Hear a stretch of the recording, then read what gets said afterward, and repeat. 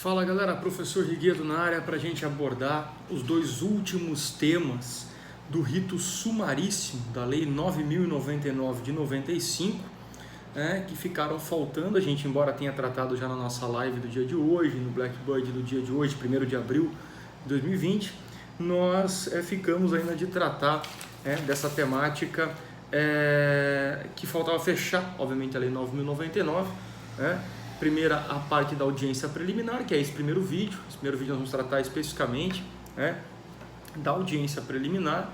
E no segundo vídeo eu vou tratar especificamente da audiência de instrução e julgamento do rito sumaríssimo da Lei 9.099. Tá? Então, primeira situação, tá? Eu vou mostrar um desenho para vocês aqui na tela da gravação. Eu quero que vocês... quem tiver disponibilidade de ter acesso ao slide, maravilha, tá? Mas eu quero que vocês pelo menos tenham uma ideia, certo? Do que eu estou falando, tá? Para que eu possa explicar ponto a ponto cada um dos itens, tá? Envolvidos nessa imagem em si. Vou mostrar uma imagem para vocês aqui, tá? E é dessa imagem que eu estou falando. Vamos se aproximar bastante aqui para dar o foco, tá? Ó. O que eu quero que vocês tenham em mente é isso aqui, ó. Tá? Ver se está bem focado ali, acho que dá para enxergar bem, né?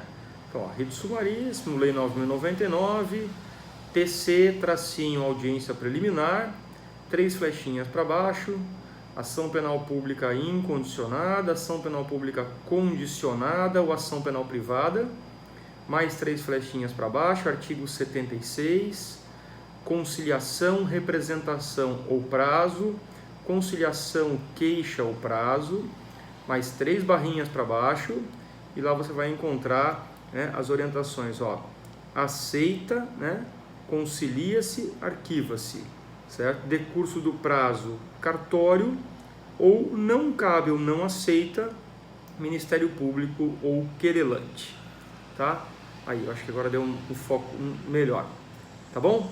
É desse material que eu estou falando, é desse desenho que eu estou falando com vocês, que eu vou abordar nesse primeiro vídeo, a chamada audiência preliminar. Então vamos pensar o seguinte comigo: toda infração de menor potencial ofensivo, todo crime ou contravenção com pena máxima de até 2 anos, que é a Lei 9.099, é base para todo crime de menor potencial ofensivo, haverá um termo circunstanciado.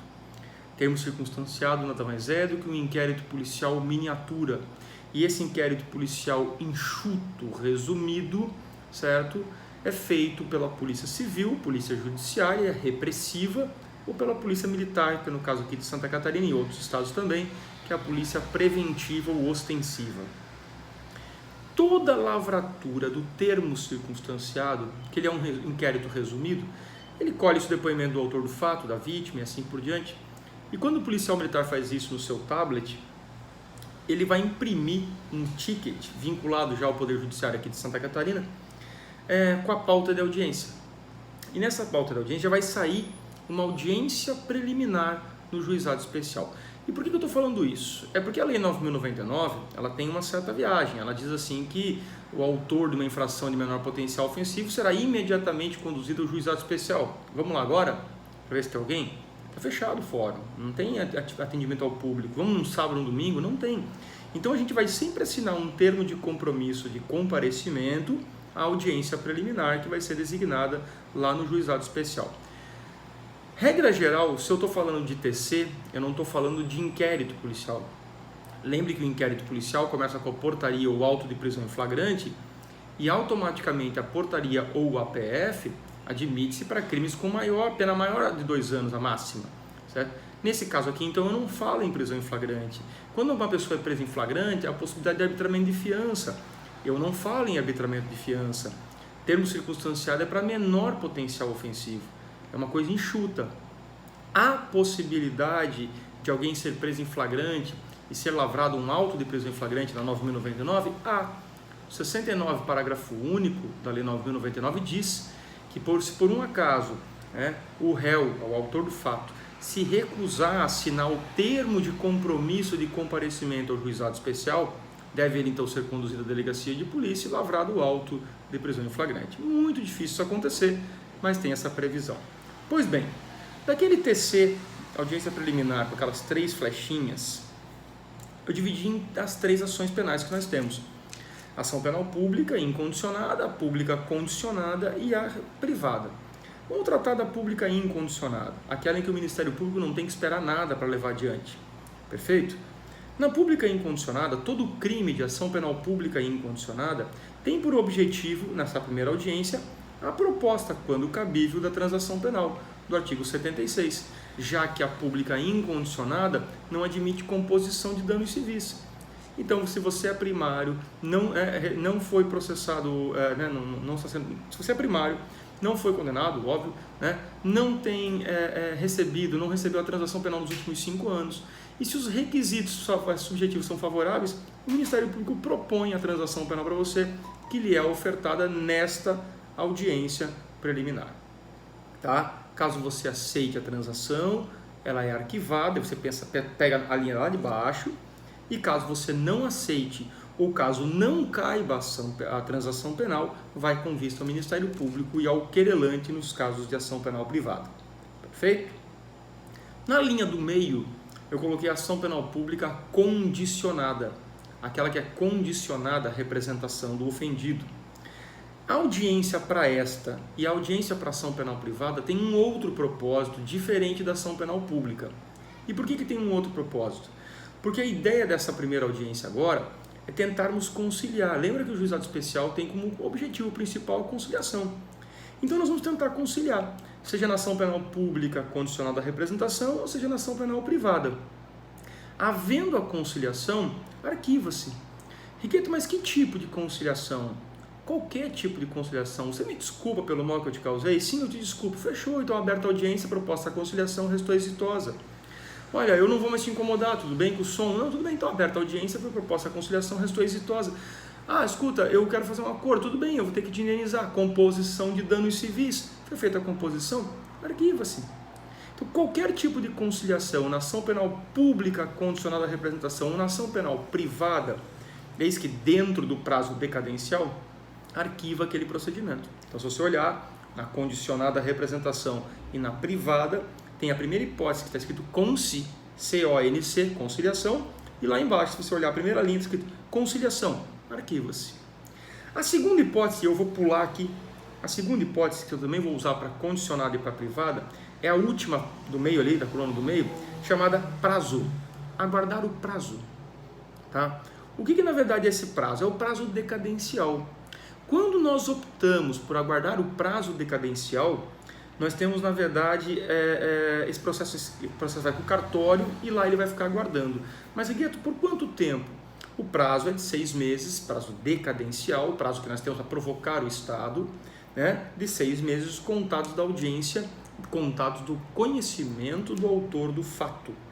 Então, se eu conheci o autor do fato, tá, em janeiro deste ano, dia 10 de janeiro de 2020, eu conheci o autor do fato.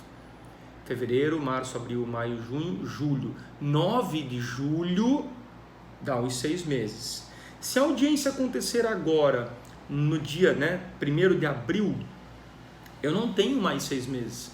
Eu tenho maio, junho e julho. Eu tenho 3 meses apenas para poder representar ou oferecer a queixa-crime.